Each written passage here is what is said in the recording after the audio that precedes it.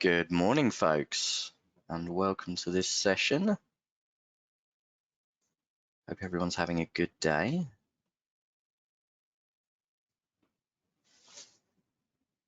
It's May the 4th, so it's Star Wars Day. As a nerd, that's really pleasing to me. I was waiting for that reference from you. I work in IT, it's basically my religion. That's why I chose the day for this webinar, to be honest. You're to blame. Okay, so good morning, folks. Welcome to this webinar. Today's session is a panel discussion covering how to successfully navigate a pen test. Move on to our next one. So a few reminders, a little bit of housekeeping. So for the duration, attendees will be muted. Questions can be submitted at any time using the questions function in the GoTo control panel. And the presentation will be recorded with both the slides and the recording made available to you and emailed at the end of the webinar.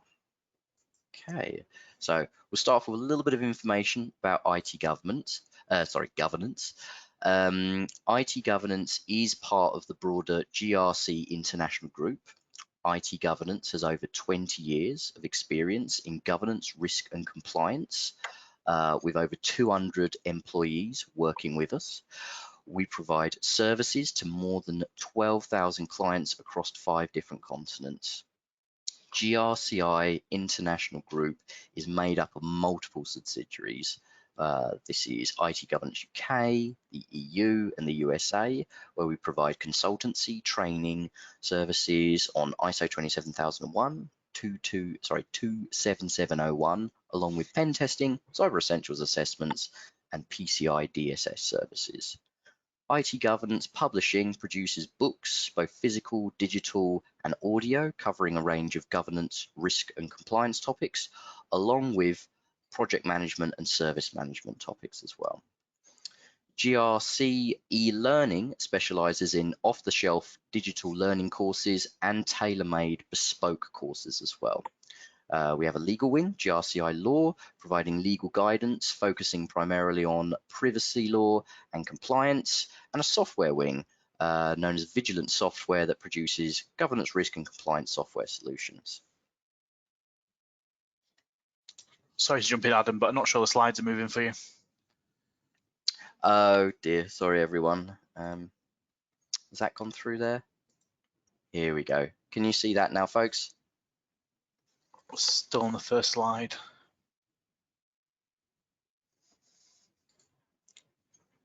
Does that come through?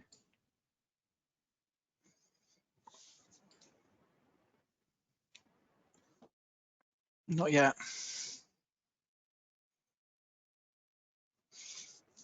You can see the notes now, yeah. Okay, sorry.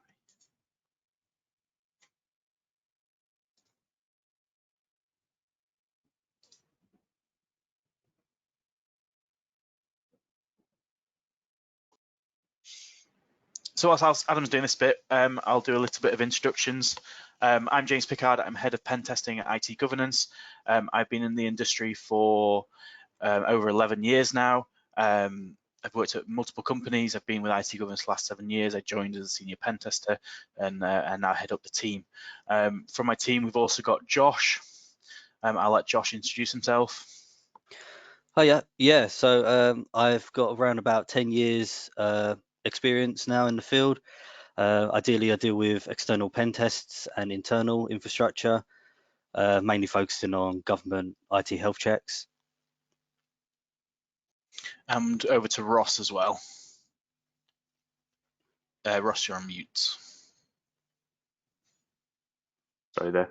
Hi, I'm a senior penetration tester at IT Governance. I've been doing penetration testing for around 7 years with about 20 years IT experience. I mainly focus on cloud infrastructure, but I test all elements from internal web apps and API and any other types of pen test. Perfect. So at IT Governance, we do a whole range of penetration testing. we don't just focus on the standard web app, internal, external. We also do cloud, mobile, API, sort of social engineering engagements, as well as phishing. We have a great success with our phishing campaigns that we launch by taking it to the next step and actually interacting with the end users as well. We also offer bespoke offerings, so if you are wanting something specifically tested, whether this be part of a web app or a new installation or testing multiple points at the same time, we are able to do this as well. So I specialize, I started off my career looking at infrastructure vulnerabilities and focusing on infrastructure, and now my passion or what I enjoy most doing is web application and social engineering style engagements. I'm going to pass over to Adam to let him do a little bit of introduction, as I think Apologies he's for that. in. Can everyone see the screen okay now? Yeah.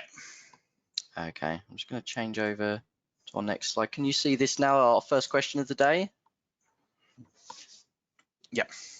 Excellent. So we'll start off with this topic. What are some of the most critical systems and assets organizations should prioritize for penetration testing, and why? I'll start off with James, if that's okay. Yeah, no problem at all. So it's very easy to often sort of easily identify as external as being the most critical system that you need to protect. But I think it's really important that you look at sort of where the crown jewels are, what data are you trying to protect, what information is key to your business, that if you lost this information or the system stopped running or you were affected by ransomware, what data would cost you the most to lose, because essentially you're looking at how an attacker can get to that data, because if they took that data away from you, you may not have a business left, or you may have to go through considerable steps to recover that data to get back on the right footing. So it's kind of looking at attack vectors. So whether this be a external style attacker, so this would be someone operating from their office or bedroom trying to attack your network, so that's sort of the external side of things. If you are a high turnover sort of company, looking at some more insider threats, because people are coming and going, they could be disgruntled, they may know that it's easy to get a job there and then move on, and look at basically your insider threats. So what could they do with their level of permission that they have within your network? Can they access these crown jewels that I've been speaking about? And then you've got the different types of attacker. You've got the opportunistic attacker, one that's taking their chances. They found a vulnerability online which they're comfortable with exploiting, and they try it against, I don't know, 100 companies, 200 companies in order to try and get that success. Or you've got that determined attacker, which is targeting your company for your information, to affect your system or compromise your confidentiality or affect your integrity of your data or system. So this will be a sort of more of potentially more in-depth penetration test. This will be looking at more your internal systems as well as your external systems, as well as sort of state level. It depends who you are, what company you are. Would you be affected by a state level attack? I'm not saying that a penetration test would protect you against a state level attack, because they often use unknown payloads or undocumented payloads to get to this level, but a penetration test can help build defense in depth by seeing how an attacker could move through your network, exploiting different ways of manipulating attack paths. So I'm going to hand over to Ross on this one, to talk about a little bit more about different types of penetration tests as well. Thanks, James. So different organizations have different types of infrastructure setups. Some are more on premises, some are more sort of within the cloud. But most organizations have like an external perimeter, which is usually the main focus, the initial focus for a penetration test, which will be the services available on the internet. So these are typically good starting points, because obviously they're generally a small footprint, which usually reflects in the budget and the costs of testing the external infrastructure. and also they're constantly under a constant probing and attack from online threat actors, such as like fingerprinting the databases and any external services available on the internet. Organisations sometimes build upon that with internal penetration tests and build reviews, focusing on if a threat actor was to gain an initial foothold into the network, or there was a disgruntled employee, and focusing on those sort of areas, and moving into doing an audit of their internal infrastructure. And also there's organisations are getting more and more online presence within the cloud cloud infrastructure. So looking at sort of the publicly available services in the cloud infrastructure, and also the non-public available services, looking at like making sure that best practices have been adhered to throughout the cloud infrastructure as well. That could be sort of things like publicly exposed S3 buckets containing sensitive information, which have been attacked by a number of organisations where there's been information leaked via those sorts of methods, as well as the server infrastructure and any other services within the cloud environment. I'll pass over to Josh now to go over a few extra bits. Yeah, thank you. Yeah, so I'm just going to talk about sort of a different approach, but mine's to do with the human element. So approximately 80% of organization breaches actually include a human element. So these can include such things like phishing and smishing attacks. For example, targeting finance departments. So a lot of these users are sent invoices or files which contain an attachment. So this an attacker could send a file which can then contain a malicious virus, which they then open, which then compromises the system and the network. Another one could be like a mass email that's sent across all users within the organization. A user can click this. They are then taken to a page which looks very similar to how your organization would look like. For example, the same logo, the same layout. They could be taken to like an Office 365 login. They then enter their user credentials. These credentials could then be valid on an external platform or an external application of the organization, which then they can then log in and obtain sensitive information. Another side to it is the physical social engineering. So this could be a malicious person would try, say, tailgating a user, following them in, hoping that someone just opens or holds the door open for them. Then they've got access and free roam to your departments. And then another one could be that the access controls. So if they do gain access to your building, can they just plug in and straight away connect to the network and then potentially start performing a pen test and try and gain access to critical systems?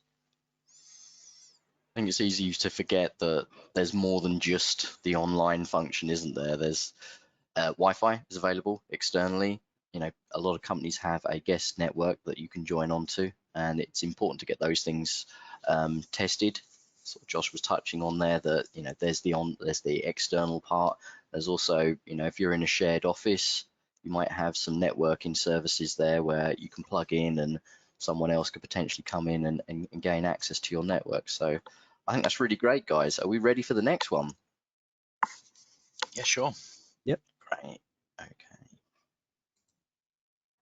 So we've got, what are the common vulnerabilities you are seeing more frequently in your penetration testing work? And if it's okay, are you okay to start with that one, Josh? Yeah, sure. Yeah. So one common vulnerability which still come across mainly on internal tests is weak passwords. It's a very known thing. It's been going on for years now, really, but it is still there. So this could be just different variations of weak passwords, just even password. You then change around password, for example, capital P, chuck a number and a special character at the end of it. It is still being used. And then what we're finding is still either just standard users are using them or even privileged user accounts.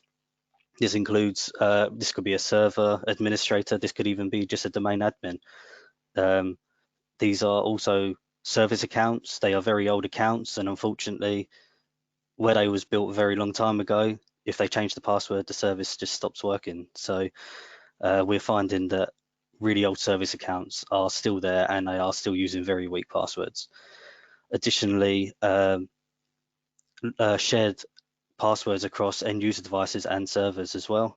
If a system gets compromised and we're able to obtain the local password of that, or the hash, we can then basically spray across those other ranges and potentially get a foothold and start privilege escalating as well. So we just recommend changing to strong passwords, strong unique passwords for each user. And also another common vulnerability that you come across is admin interfaces externally. So these could be that if you're able to, these could be including things like CMS portals. If we find that they are using weak passwords, we could then log on, change variations of the application. We can even add a new page to your website. We can then start playing around with all the functionality within it. Yeah. I think to add into that one, Josh, is that when I started out pen testing 10, 11 years ago, we saw a mix of vulnerabilities. So it was quite easy to get 3 or 4 different attack paths in. So you'd easily get one through weak passwords, one through patching, one through misconfigurations, and another one through another vulnerability that's out there, like an insecure service. We're seeing a lot of these sort of insecure services patching getting a lot better across client sites. It is the focus around passwords and like Josh says, the more legacy passwords that we're seeing more commonly being exploited, and that's the common way that we are getting in. Did you have anything on that, Ross, at all? So yeah, another thing I see commonly, both on internal on-prem solution setups and also within the cloud, is sort of misconfigurations. These are a side of third-party software and operating system patching, which can introduce their own vulnerabilities. Misconfigurations are usually where, for instance, overly permissive permissions have been granted, which could be sort of on user accounts or file shares, or even making services publicly accessible which shouldn't be publicly accessible. These could allow access to sort of sensitive information from unauthorized personnel, such as internal users or external users, which the company may not be aware of. So that's one part of the penetration test we'll have a look at as well, is making sure that there's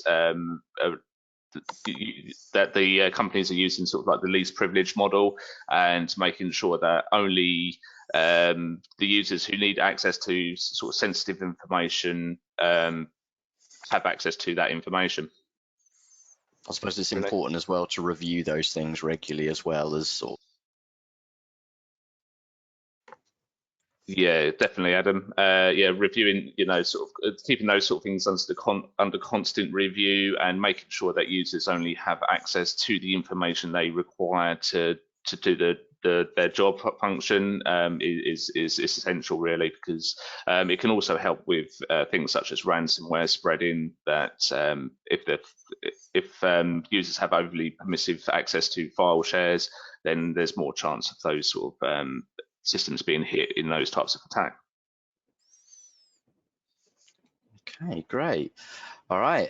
Unless anyone had anything else to say, are we happy to move on to the next one?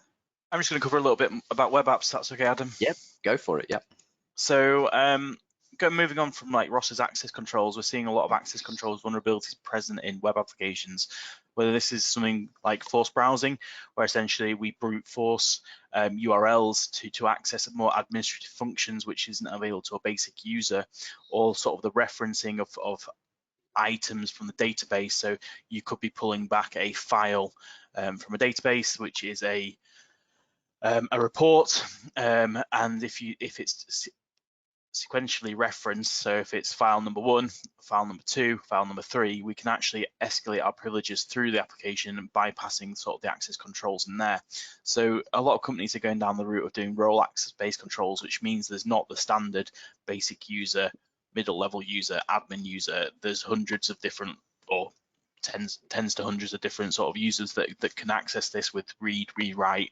So testing the functionality between these users is very important, because we're finding that this is the way that we're disclosing large amounts of sort of personal identifiable information or very sort of business corporate data that we've seen.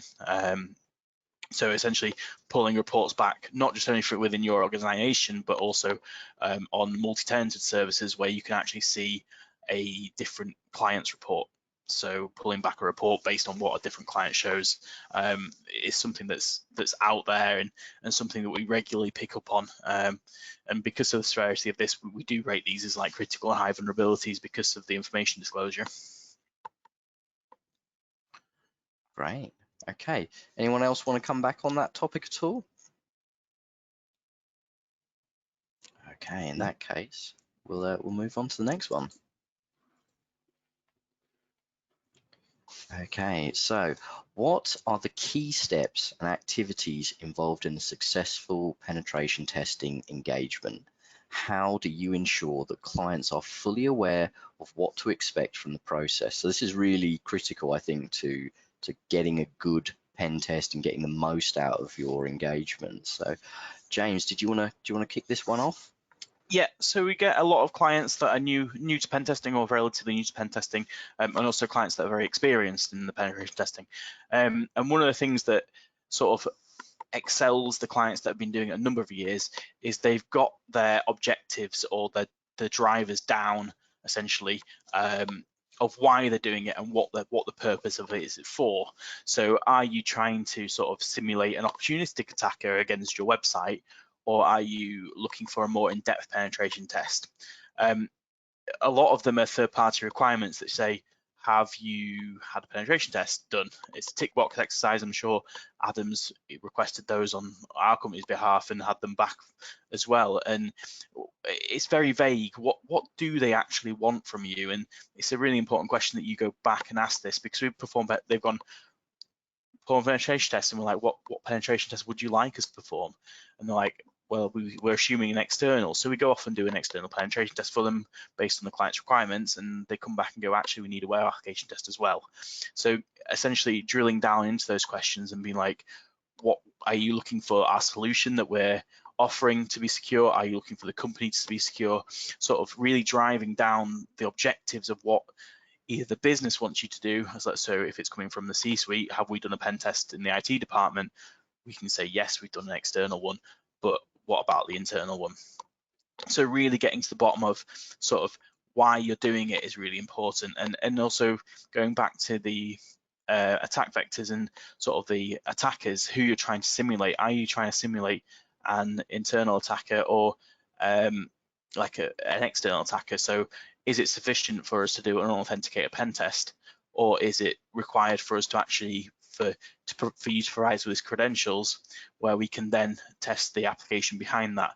Because essentially a penetration test ends generally when you do an authenticated test at that login page or at that brochureware site. We don't go any further and test any of those pages. So it can be a little bit of an issue regarding that. So I'm going to hand over to Ross to go through what we think helps make a really successful penetration test in terms of steps we take. Yeah, thanks, James.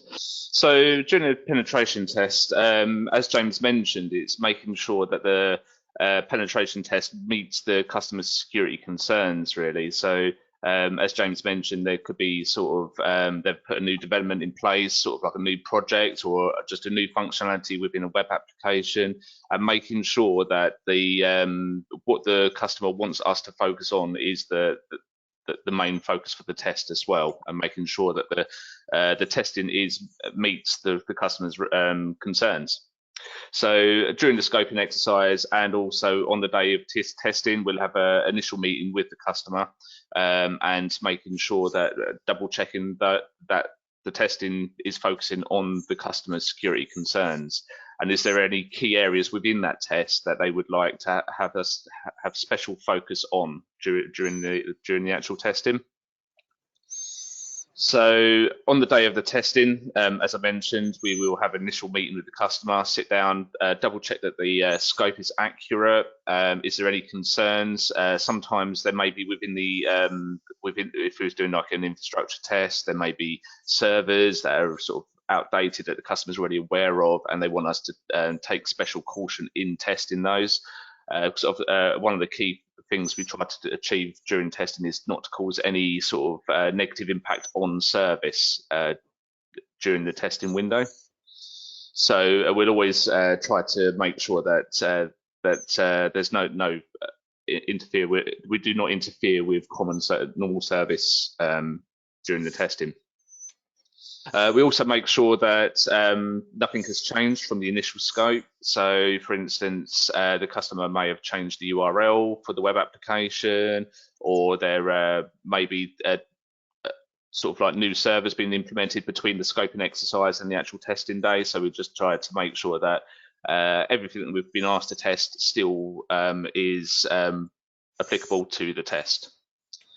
And making sure that we have all the key information required to start the test as well. So have we been given access to the services that we've been asked to test? Is there any access issues around those? And just working with the customer and making sure that everything is ready to go for the testing to be successful. During the testing, we'll always keep in contact with the customer. If there's any sort of major issues, sort of criticals or high risk vulnerabilities, we'll immediately notify the customer of these. So remediation can be performed during testing, and hopefully that can be retested as a part of the initial test as well, depending on the time constraints of the test, which obviously gives the customer the reassurance that that vulnerability has now been rectified. During the testing again, we normally have a debrief at the end of each day of testing, or it could be just a final debrief at the end of the engagement, where we will sit down, run through all of the findings that have been found, either on the day or across the whole test, and making sure that the customer fully understands what has been identified, the impact of those to the organisation, and the best remediation advice around that as well. And making sure that the customer is fully comfortable with the next steps moving forward on that. So once the testing's been completed, we'll issue the report, and we're always available after the test if there's any further queries or the customer requires additional advice on how to remediate something or recreate an issue. We're always at the other end of the phone or via email to go through that with the customer. So yeah, I'll pass you over to Josh. Yeah, no, I agree with everything that James and Ross have said. Have you got anything you'd like to add on that one, Adam? From the flip side? From the flip side, I've personally found from kind of like having requested pen tests and reviewed them, it's good to have a good relationship with your pen tester and an honest relationship with your pen tester.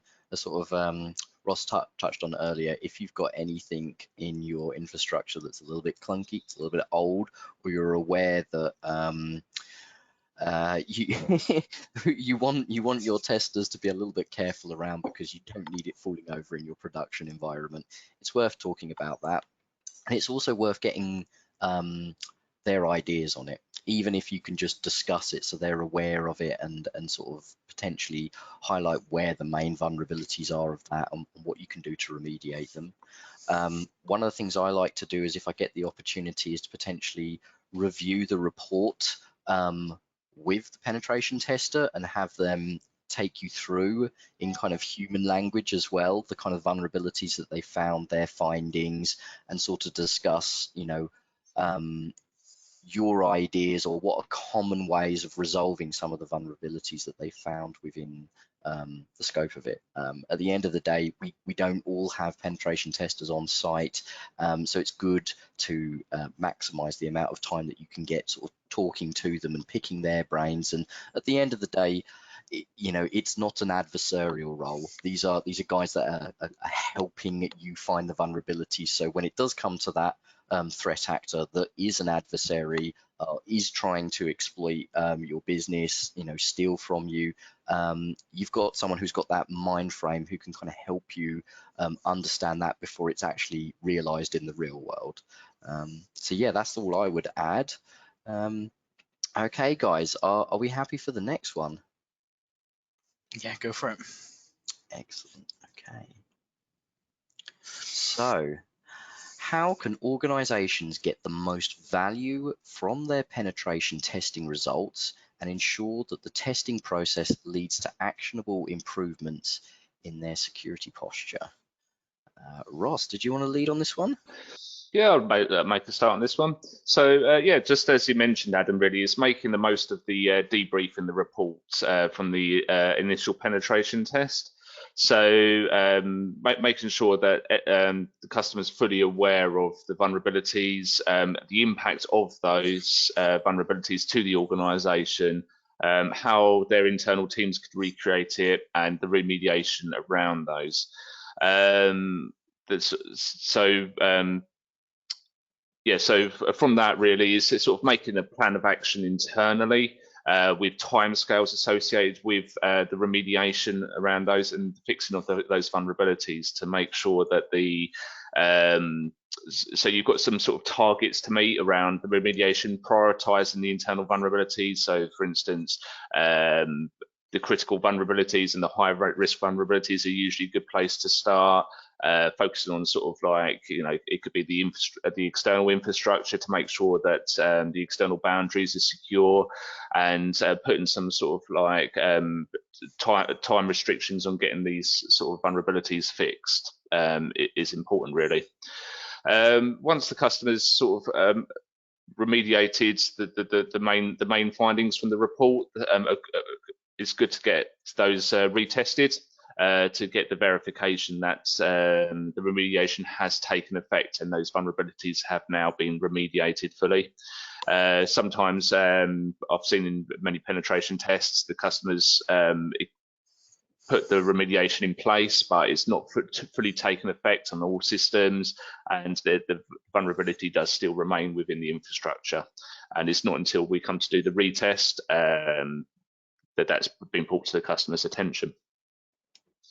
Sort of having a proactive approach to security with an organisation is key, really, to make sure that penetration tests are done regularly at regular intervals. This could be annually or biannually, or on completion of a new project or a new implementation, rather than reactive, waiting to be targeted by an online threat actor and then getting a penetration test done following that once the horse is bolted, really.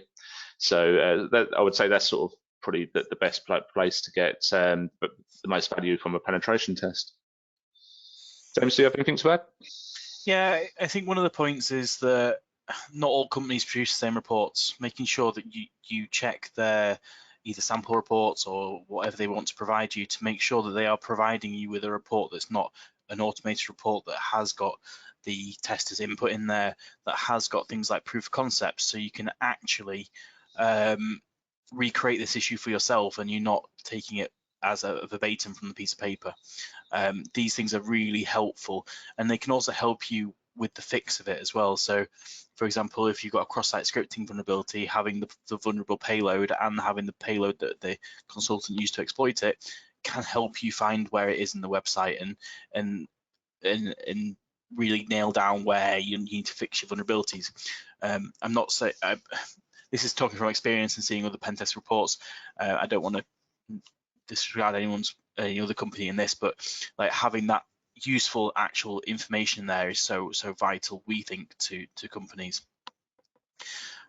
We often see that after you receive a penetration test, the company doesn't either have budget or resources to actually fix the issue.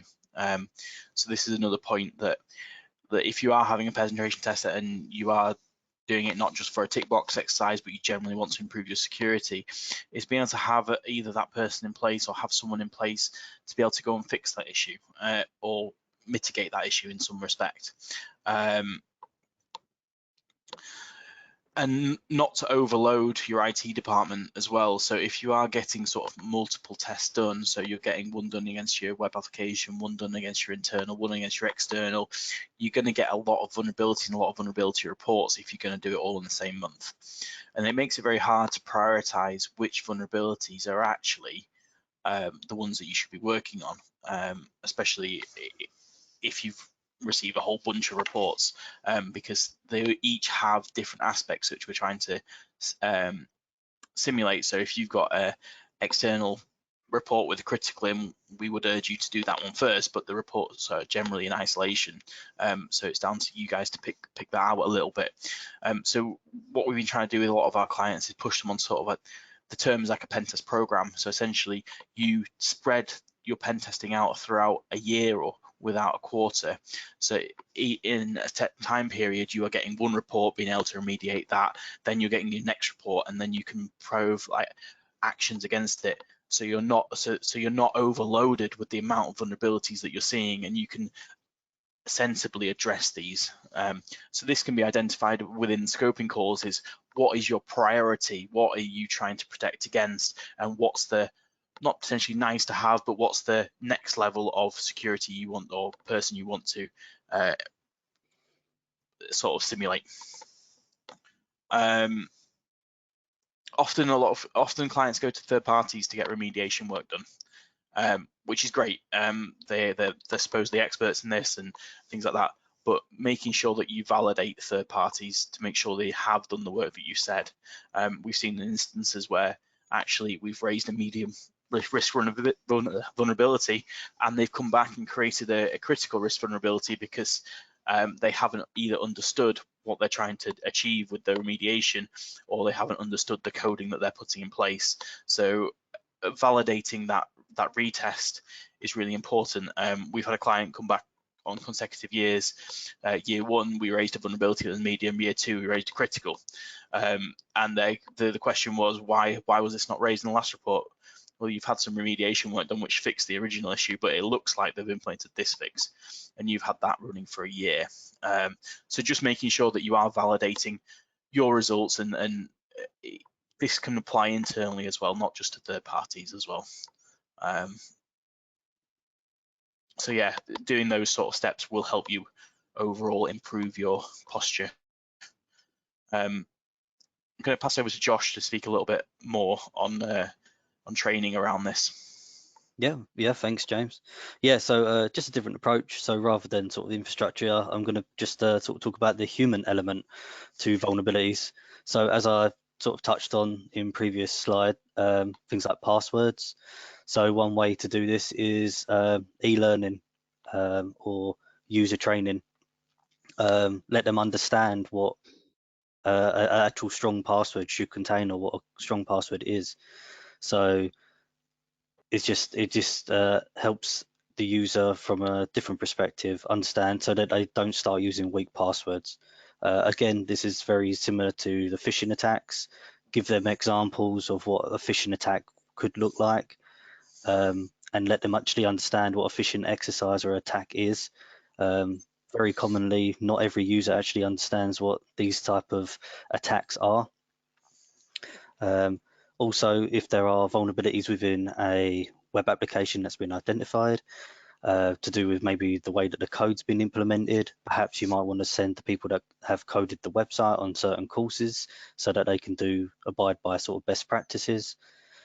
In addition, you may want to invest in certain additional security features.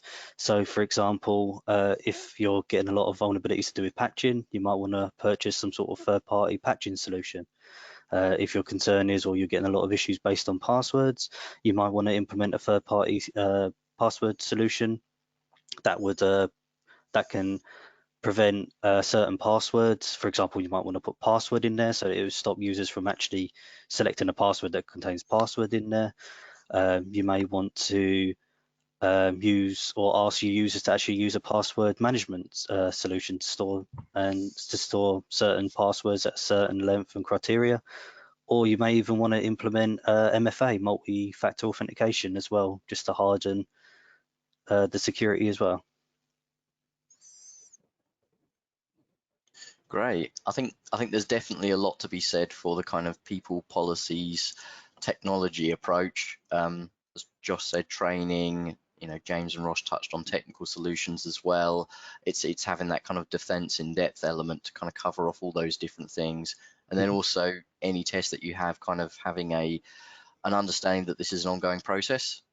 It's a plan, do, check, act. You know, make sure that you everything that you implement isn't just creating a new vulnerability, because it's really easily done. And in IT, you can focus on one particular thing and miss something else that you're doing that is creating new vulnerabilities. That's great, guys. Are we ready for the next one? Yeah, go for it. Yeah. Yep. Excellent. Okay. What are some of the common misconceptions about penetration testing that you have encountered in your work? And Josh, are you happy to start us off? Yeah, sure.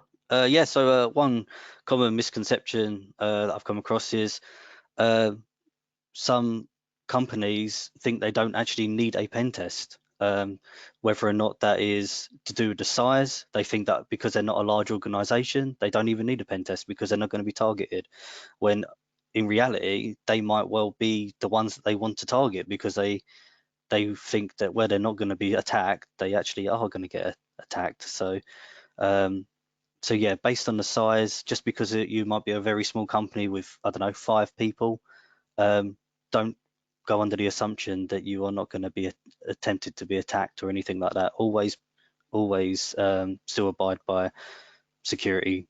And it's easy to think that you're only small, so you're but really you're a soft target. So exactly. Yeah. I was going to exactly. say, no one wants to tackle something that's big and nasty, do they? Yeah. And also another misconception is based on the frequency of tests. Just because they've had one pen test doesn't necessarily mean that they're fully secure for the future. New vulnerabilities come out every single day, and you're potentially the estate that you have could be vulnerable to certain vulnerabilities. Yeah, essentially a pen test is like a snapshot in time. Like if it's like an MOT on your car, once you had your MOT, the next day something could happen to the car and the wheels fall off. Like you've got to be aware that if you're implementing changes, you are changing your security posture and you are changing what you have done from the penetration test. So it is presenting new risks. The ways that we try and approach this is by doing focus tests on new implementations. So if you are implementing one bit of code or one piece of machinery or a new system, we can focus testing on those sort of areas. Another misconception, I'm going to cover 2 of mine actually, but the first one is a pen test does simulate a real world attack. However, it's not under the constraints of a timescale. An attacker can have 1, 2, 3 years to get into you. We have the time that we allocate to cover everything, but that is such a short time period in terms of what an attacker can harvest against you. Essentially go off different systems. We have a often narrow scope. So if we're testing your external infrastructure, we're not going to see your web apps. They could go through that way. So making sure that you are combining tests and things like that. And the thing is with these, there's a lot of people that are implementing like IDSs, they're coming as standard policies and practices on firewalls and things like that, especially with new WAFs along the way, is that if you want us to test without a sort of an allowed list or a whitelist, then we can get blocked, so we will not see everything. And this is something that, yeah, we're quite happy to bang our heads against the wall against these detection mechanisms, but we may not get the real answers because we're firing off thousands of packets against, or thousands of requests against your application or infrastructure, whereas they're firing one which can slip through the net. So there is those aspects to it of letting us through. And finally, for me, pen testing isn't black magic. It is a structured sort of way of assessing tools. There is a lot of online resources out there that people can easily gather and use blindly without any sort of knowledge, which is quite scary. We do it in a trained way. We're experienced testers. We do it in a way that's safe and constructive, but other attackers may not know it's not a safe way and cause denial of service and things like that. So it's not black magic. It is a real human doing the test and real tools and procedures doing it. So that's my input on this one. So yeah, just really following on from that, James. Really, it's sort of just making sure the customer's fully aware of what has been tested as well. So there's not a false sense of security around that. So for instance, if we're testing a web application, that's not going to fully tested at the external infrastructure and the external perimeter of the organization. So it's making sure that the customer fully understands that what has been tested and what hasn't been tested, so that they don't just have the misconception that once they've had one test, they're fully secure from all types of different of attack. Sort of one sort of area this sort of comes it brings light on this is, for instance, ransomware. That is always a concern to organisations. So there's not really a single penetration test that can fully protect against ransomware. So ransomware can be delivered through sort of phishing emails or guessable credentials on the external perimeter. So those sort of types of tests would be the initial place to start with those. And then once the attacker has access, the initial foothold within the internal environment, that's when the payload will be sort of delivered, and that's when the internal penetration test could also help with that. With ransomware, there's other elements outside of penetration testing that also need to be sort of taken into account around sort of backup solutions, sort of air gap backup solutions, the least privilege model for permissions on end users, and those types of things as well. I'm sure Adam might be able to sort of give a bit more information on this from his side of things. Yeah, I think it's important that both IT and security staff, which often tend to be merged into the same thing, you work in IT, so now you're a security expert as well. A lot of the time it's understanding that when you're implementing systems or you're making changes, that you're adhering to good cybersecurity practices. When you're setting up a system and you're looking at who can access it, making sure that you're practicing good access control, as Ross touched on, least privileged, making sure that the people that have access to the system only have the appropriate amount of access. It's very easy to say everyone should be an admin. I don't need to, make changes and let people in there. But in reality, you really just want a handful of admins, and with those who are trained and competent and actually have a business need to see that data, can see those things. So least privilege is really important. Also, when you're implementing your cybersecurity controls, sometimes you need more than just one. You need those failovers. So that might be a web application firewall plus intrusion detection, plus logging and monitoring, and the combination of all those sorts of things can create a defense in depth sort of structure, where you've got that layered approach. That means that if one place fails, the whole house doesn't collapse. It's not a house of cards sort of situation. Yeah, and the other thing is making sure that for every piece of technology or test that you do, that your IT staff really have a good understanding of, what is expected from the test, and how to implement those changes. And they're also trained appropriately and made aware. IT is a big industry. There are lots of specialisms in there.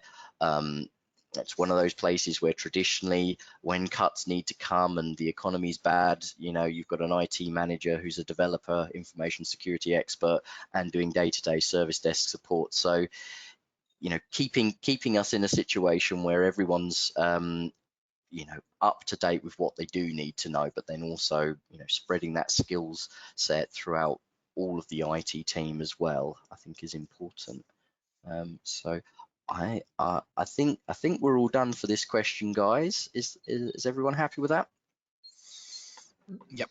Yeah. Great. Okay, so I think what we'll do next, for those in the audience, if you've got any questions, please feel free to use the questions function to submit those. We can't do all of them, unfortunately, but we'll try to pick a few good ones that we think are interesting to try and answer for you. And then if there's anything else, sort of questions, what we can do is we can reply to those via email, or what I'll do is I'll provide the contact details for the company. So if you've got any queries about things that we've discussed today, whether that be, you know, penetration testing or vulnerability management, implementing e-learning or phishing testing, please contact us. We're here, we've got the services, we want to help you meet those security goals. While what I'll do is I'll move the slide on, and if it's okay, James, if you can tell us a little bit about some of the types of services we have within our pen testing product portfolio, Sure. and then allow the guys in the audience and girls to pop some of those questions in. I'll hand over to you, James. Thank you.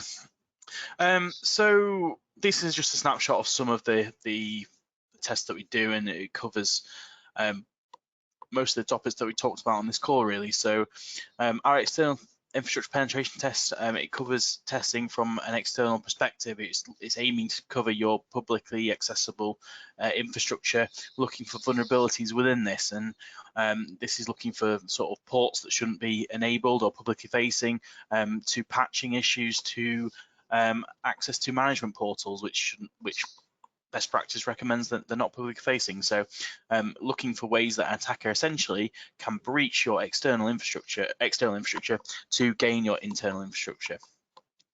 This sort of leads into our next service, so the internal infrastructure. So what happens if someone does breach either your physical controls into your building or your external perimeter? Can they plug into the network?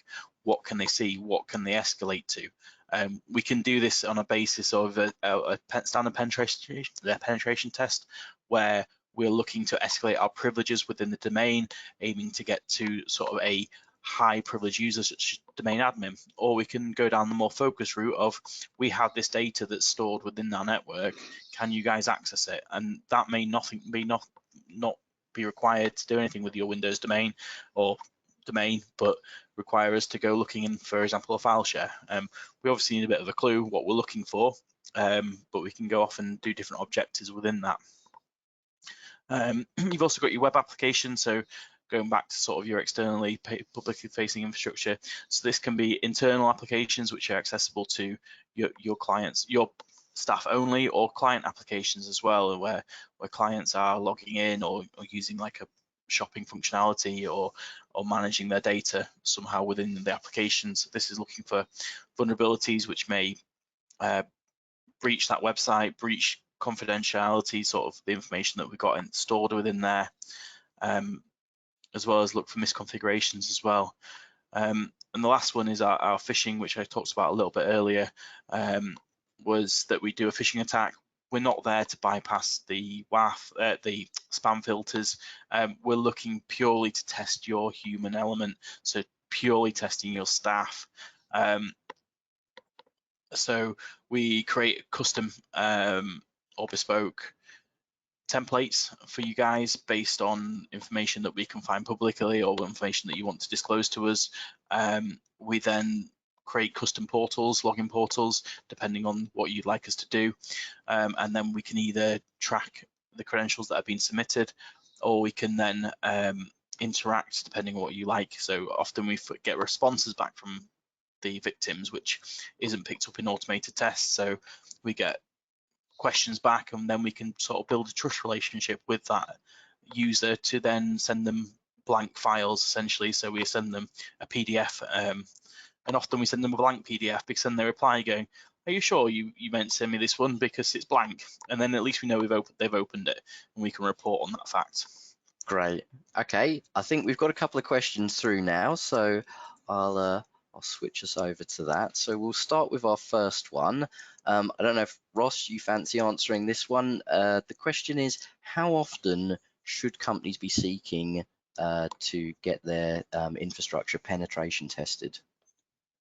Okay, so this really sort of depends on sort of what the customer's objectives are, really. So as James had mentioned, sometimes it can be when there's new projects implemented. So it depends on the size of the organisation as well. So on large organisations, new systems are a very slow moving process. So it could be when there's been like a new functionality in a web application that's been implemented, or a new server that's been implemented within the internal infrastructure, or they've moved to a new system, and focusing the testing just on that small element there, just to verify that. And then possibly have like an annual health check, which is sort of like more like an inch deep, a mile wide sort of test to just give everything a thorough review, and then really focus on those sort of like new developments as they've been implemented, really. Great. Anyone else on that one? I agree with Ross, a baseline of an annual test, and then if there's a major change or you're implementing something new, then a spotlight test or a focus test on that functionality. Yeah. Yep. Okay. We've got another one here. A lot of organizations are purchasing pen testing software and are running automated pen tests. They believe that they're protected. Do we have any thoughts on this? So from my point of view with this, you're buying an automated tool. It only knows what it knows. If it's not programmed to know something that it can't either see or ask questions about, then it's never going to find that vulnerability. It's not going to question the scope that you put in there. It's not going to.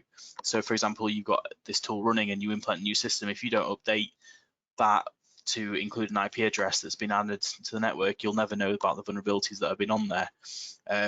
Whereas as penetration testers, we come in very much as that human element and start asking these probing questions around it and using our knowledge of combining different vulnerabilities together to essentially bypass systems and system controls. If a lot of the software is based on a vulnerability scanner with scripts on top. So yes, they are. They do help. If you've got a limited budget, yeah, they can help you. But I don't think they'll ever get to the point of replacing an actual pen tester. Yeah, as James mentioned, I think they particularly focus on sort of vulnerabilities associated with the software, is sort of like the key area of those. So like third-party software or operating system patching to see if there's any associated vulnerabilities with that. Where they fall short really is the human element of chaining vulnerabilities together, misconfigurations, weak passwords, and anything that has this sort of allows the human element to sort of like complement that sort of vulnerability scanner. Yeah, Okay. definitely. Like just for example, just you're doing a web app test, but you've got a password reset feature in there and stuff. Automated tool wouldn't be able to thoroughly test that and identify any real issues with it. Same with a web app. If you've got an admin account and a standard account, it won't know what pages it should and shouldn't see. That's something that we have to kind of look through manually. Yeah, role-based access control and things like that. Yeah. Yeah. Okay, we'll just go for one more. My customer wants to see the results of our penetration test. Should I share the penetration test report with outside parties? It's an interesting one. Anyone want to tackle that? Don't mind going for this. So what we do here at IT Governance is we provide an executive summary report. So it's down to the company whether you want to disclose those vulnerabilities. essentially either a letter of attestation or an executive summary to say that we have these vulnerabilities, or we have a number of critical highs or a number of low vulnerabilities. That should suffice them, unless they want to know further information. But disclosing sort of vulnerabilities publicly is not something I would recommend doing. High level is absolutely fine, where it doesn't include system names and the actual exploits, but a risk associated with a vulnerability is okay, but not the full report. Yep. Okay, unfortunately, we're running out of time now. We're nearly on the hour. So what we'll do is we'll take a little look at all the questions that are submitted, and then we'll do our best to come back to those in email if possible. But what I will do now is I'll say how to get in touch with us. So we're a global company. We have predominantly UK-based websites and services. So if you're in the UK, you can get in contact with us using the ones here. So we've got our UK website, our UK email address, telephone number, plus we're on social media. And the same goes for Europe and the United States. Please submit us questions. If you just want to talk about any of the topics that have been brought up here, you'd like to get a quote for some services, or if you're interested in other services that we provide, such as the e-learning that we were talking about, phishing training,